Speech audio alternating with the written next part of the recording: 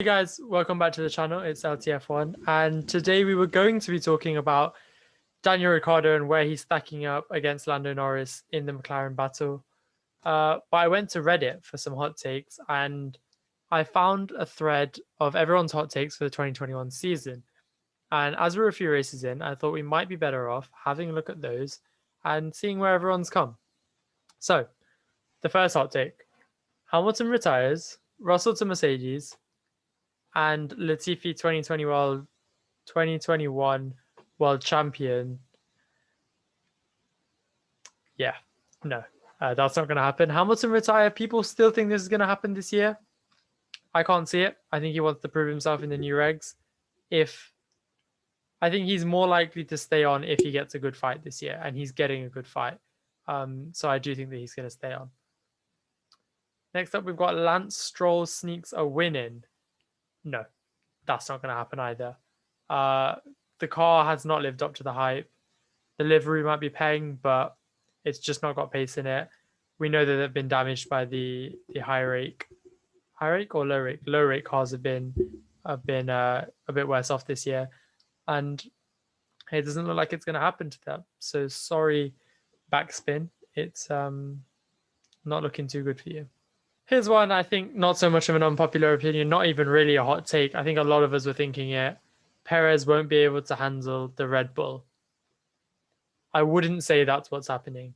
Is he giving a Max a run for his money every weekend like some people thought he would? No. Is he doing a better job than Gasly and Albon? Well, some people are saying not really, because he's still not there when Max needs him to be. But what he does seem to be is consistent. And I know some people are going to say, well, those two are consistently bad, but he seems to be on top of the car. It just seems to be a time thing. He's moved teams, he's moved not philosophies, because Racing Point did say that they were trying to emulate Red Bull before they switched to copying Mercedes. So he should be able to get at home with the car. And I really feel like if he does, he will be on top of it. He's outqualified Max once already.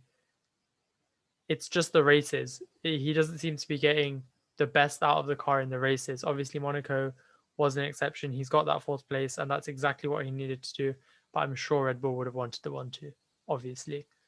So yeah, Perez, a little bit more time. We might need to come back to this. So, Ricciardo and Norris aren't going to get along the way people think they are.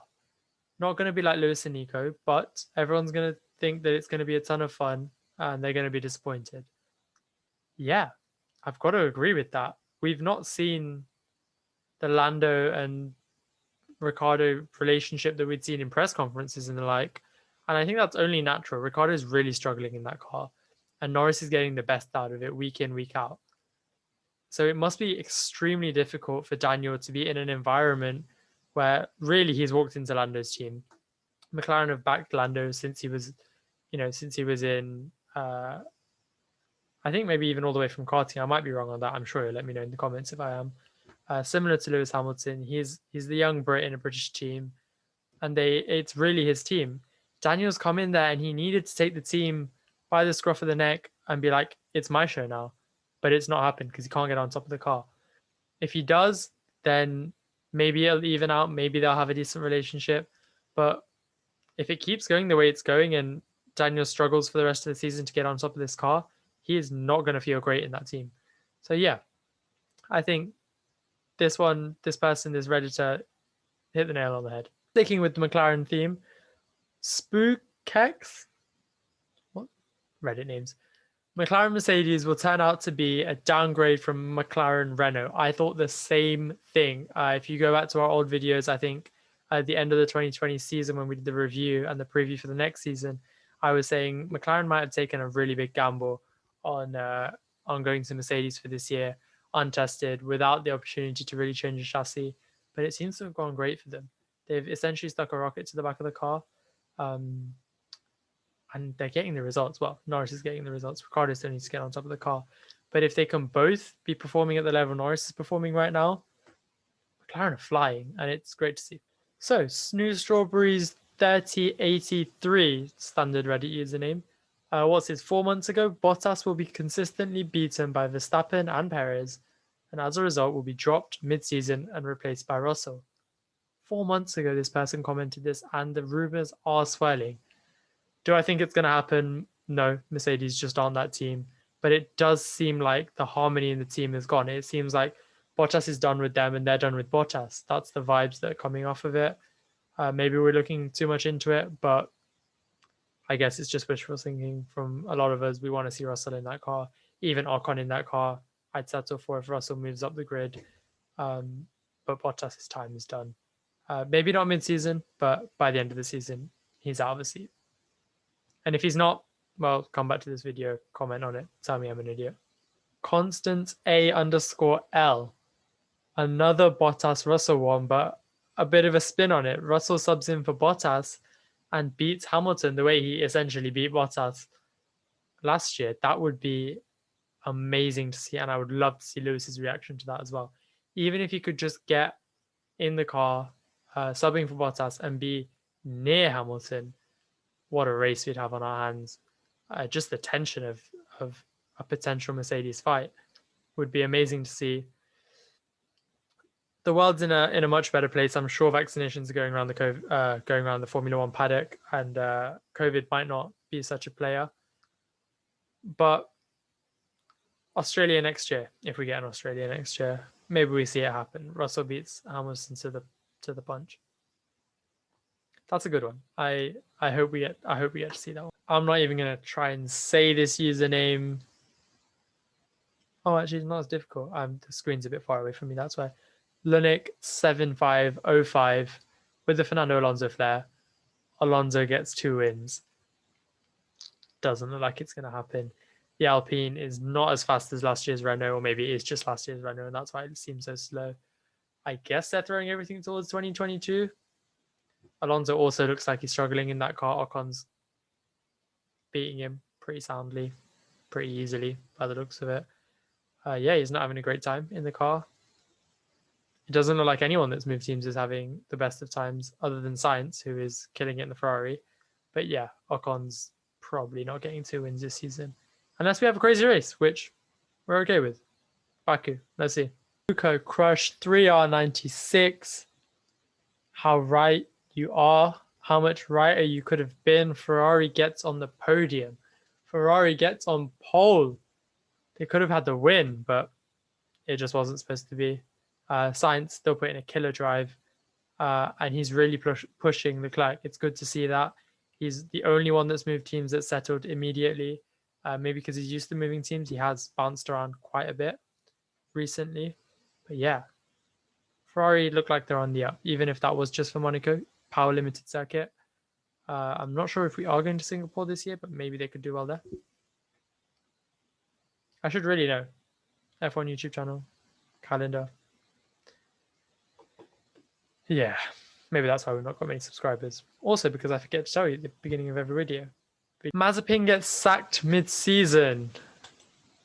Does that say it? Oh, no. No, it doesn't say LTF1. I thought it did. Thought we had a fan. Mazepin gets sacked mid-season. We wish. It's not going to happen. Looks like his dad's going to buy the team outright. So we're going to have Mazepin racing on the grid for 2022. Because it looks like Gene Haas is done with it. He's done with the sport. It's not happening for them. They've had a terrible experience. Yeah, there's not a great deal to say about Haas. There's certainly not much nice you can say about Haas, so we'll just move on from it. And we end on this one because I sort of agree with it. Tracker something 57. I need to get glasses by the looks of it. Ferrari is not going to improve for 2021 and 2022 with the budget cap, and Ferrari being the most cost inefficient teams right now. It can still get worse. I 100% agree. I know I just said that they're doing well and Sainz is doing well, and they may be on for another podium later on in the year. But I'd be really surprised if the budget cap doesn't affect them more than any other team on the grid. Sebastian Vettel once said that every F1 fan is a Ferrari fan. And at the time, I didn't agree, because since I've been watching F1, since I've been following, I've never been able to understand how Ferrari isn't constantly dominating. They are the biggest team. They have near to the biggest budget. Obviously, now that it's budget capped, they don't, but they have the most history, they have the most experience, they have everything, they have the best drivers.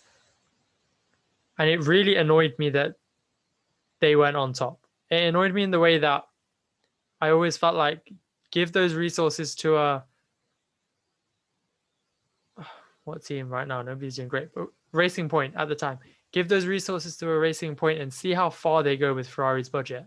Back then, obviously, it doesn't look like it's happened that way. Bigger budget, more money, more problems. But yeah, I do feel like that could be a thing, especially in the 2022 regs. If Ferrari get it wrong and they can't just throw money at it like they have been, we might see teams lagging behind for a long time. And that is a scary thought. We're in the last season of this era. We've had an amazing season last year. It looks like a tight season this year. We almost want to say pump the brakes.